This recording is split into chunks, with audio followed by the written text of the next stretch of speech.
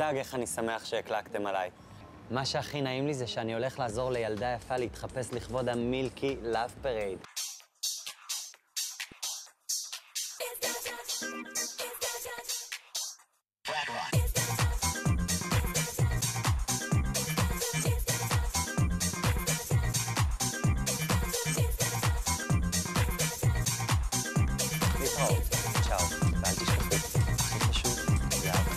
הכרנו את הדמויות בחיים של מאיר, ואז התחיל להיות סיפור. ואז הרכבנו את הסיפור של הדמות האמיתית, מאיר האמיתי, לסיפור מופרך.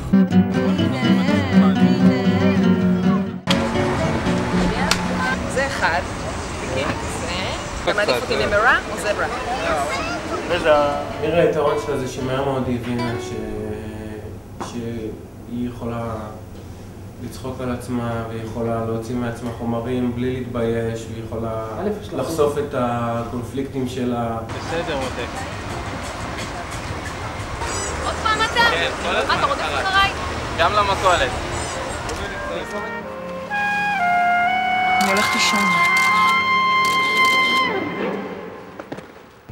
חיפשו מה כן אפשר להוציא, מה אפשר להקצין, מה אפשר, את יודעת, ברמה של עדיין להשאיר אותי שפויה.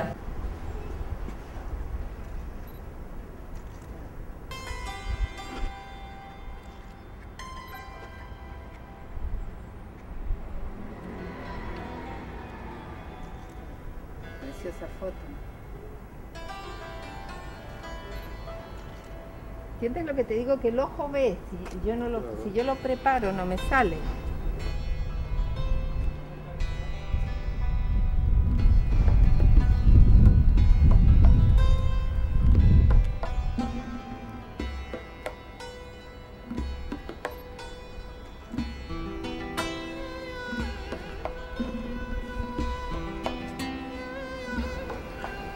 ¿Para qué necesitas pintar?